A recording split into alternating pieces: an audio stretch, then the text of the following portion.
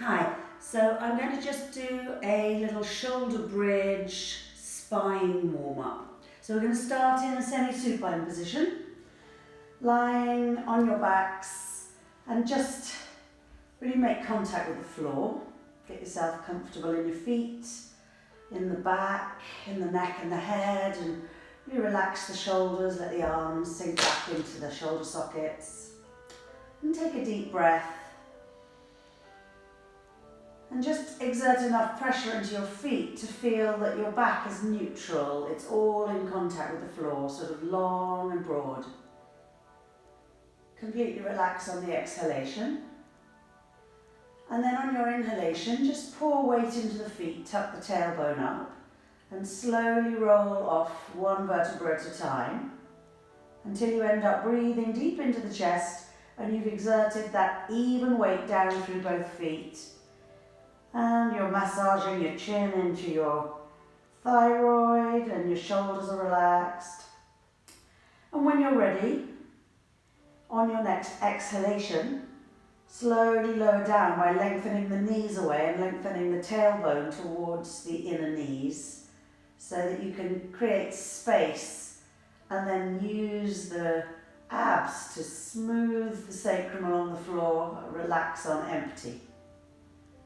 And then maybe the way you might want to develop this is as you breathe in, allow the hands to float up at the same time as the hips. So they just pass through the space like they're on a kind of well-oiled axle at the shoulders. And then they're lying down behind the head about the same time that you're up onto your shoulders and and try to just keep slightly relaxed in the glutes so that you're not overly tensing around your sacrum. Just a sense of the tailbone tucking up towards the inner knees.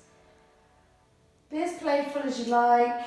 Maybe you might feel like starting to walk just so that you get a little bit of movement into the feet and you switch the medial glutes on and off, keeping the hips high.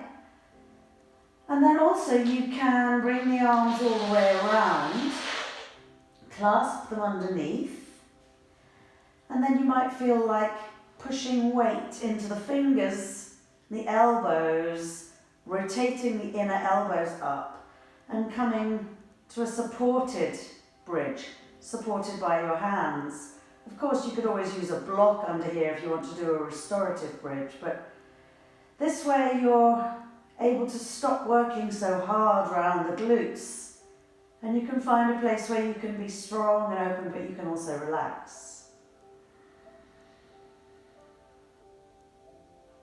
And when you're here, you might want to also use that to then extend a leg away, extend the other leg away, inhaling, lifting up, maybe rotating, exhaling, bringing it back down. And then opening up the arms and lengthening away and trying to bring each vertebra back down one at a time.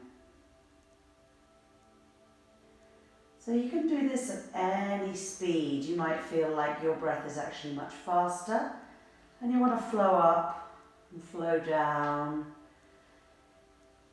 in a more dynamic way. And if there are any bits of your spine that you think, oh, just between those shoulder blades, I can't quite feel where the space is between the vertebra, just work through different bits, but just make sure you keep breathing all the time. Now don't be holding the breath, just let that be your gauge. And then once you've finished, squeeze the knees in.